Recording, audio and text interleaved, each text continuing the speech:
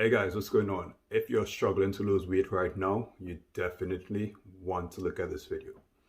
So a lot of people decide to get on their weight loss journey and you change up your nutrition, you start maybe even meal prepping and all of that. And what happens when you start meal prepping?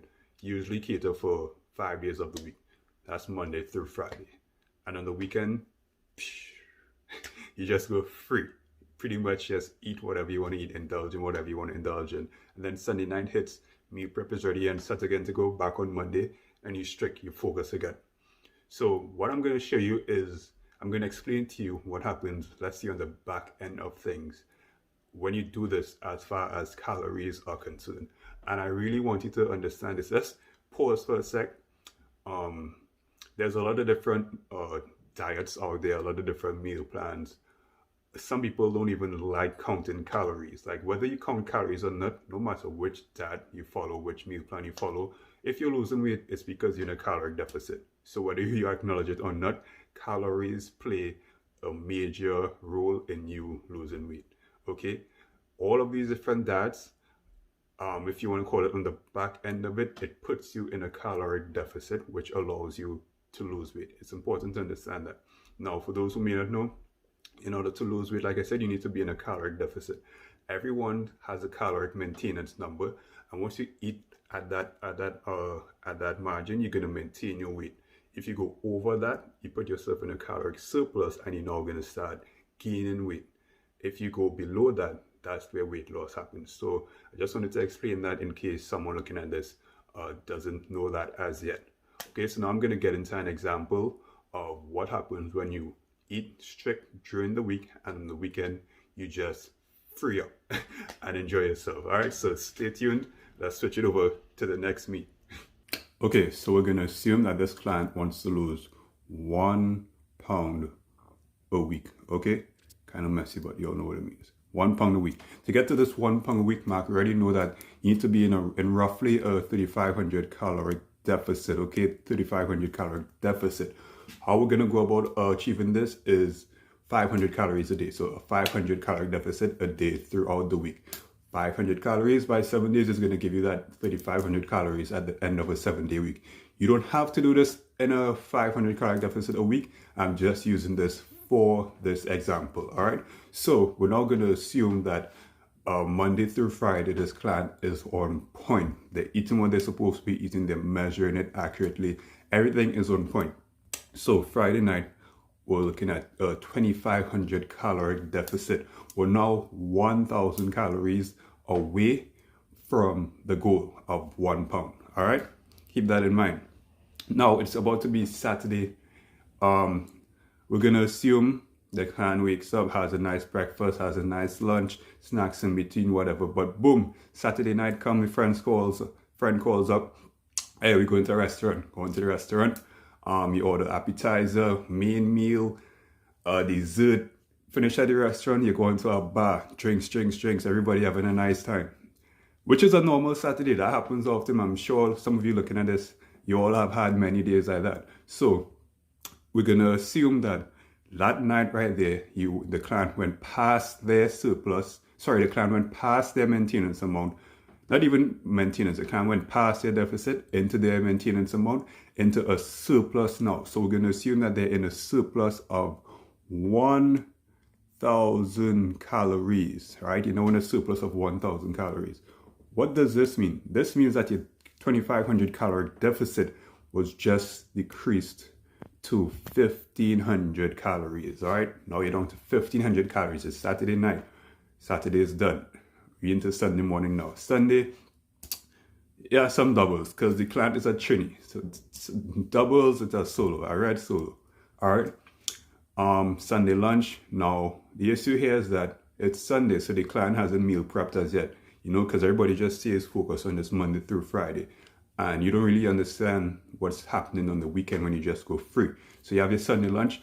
I'm gonna be nice. We're gonna assume that the client went through their deficit again, their daily deficit, and they passed their maintenance amount, and now they're in a surplus again. But let's be nice, and we're going to assume that they're now in a surplus of 500 calories at the end of Sunday night. So that 1,500 calorie deficit was just reduced to 500 calories. So now we're in a deficit of 1,000 calories at the end of your week.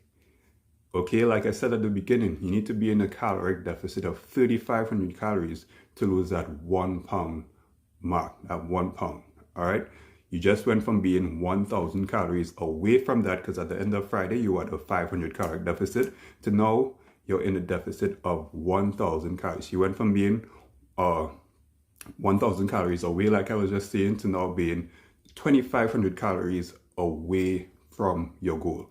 And that's what happens. That's what tends to happen when you do everything right during the week, and on a weekend, you just go freely.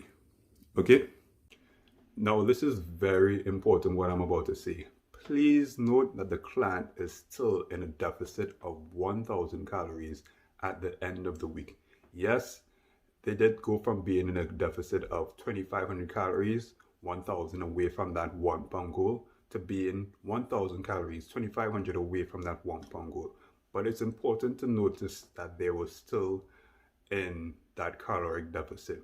That 1,000 calories, if my maths is correct, converts to a 1/4 pound lost at the end of that week.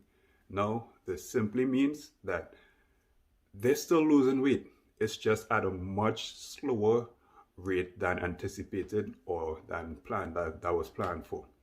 So this is what happens when you tend to be strict during the week and then you go free on the weekend. I'm saying this, you can be aware of that. If you choose to do this, it's fine. Just understand that you're going to achieve your goals at a much slower rate. So if you go eat freely on a weekend, you do this every weekend, whatever, yes, you're working out, whatever, just note that you're going to be achieving your goals much slower than you hope for. So don't be discouraged. It's all in your power. If you want to stay on track to lose your 1 pound a week or 1.5 pounds or 2 pounds a week, you have to get the discipline and keep that discipline throughout the week, as many days as you're comfortable with, as many days as you can do. Just be slow with it. Maybe you want to start off doing Monday through Friday and then switch it up, and then on the weekend you go freely, and then eventually maybe you want to go 6 days a week, and then eventually you switch to 7 days a week, which should, throughout these changes, you're gonna see the weight loss increase. So I'm just putting this out there. Pay attention to this. This is what happens. Is it a bad thing? No, you're still losing weight. You're still putting in the effort. You're just losing it at a much slower rate, like I said before. And this is assuming that that client was in 1,000 caloric deficit. Maybe your deficit is going to be less. Maybe you're not going to have a deficit at all. Maybe you went crazy on the Saturday and Sunday. Maybe your deficit is going to be more. Maybe it'll be in the 1,500 to 2,000 caloric range. It all depends, but pay attention to this. This is what happens on the back end of things. Like I mentioned in one of my older videos, this is why you don't want to get caught up looking at things on a daily, day-to-day basis. Or how much pounds did I lose today? How much pounds did I lose today? How much pounds did I lose this week? You want to look at it on a long-term reach. So if I'm starting my journey today, I mark the date, I weighed this amount, and you look at it. Yes, you can still track if you want to track weekly, but at the end of a month, at the end of 2 months, at the end of 3 months, you want to look back. And let's say you lost 15 pounds at the end of 3 months. You want to then do a calculation. Okay, so 15 divided by whatever, I was losing an average of X amount a week. Maybe I was losing an average of X amount a day.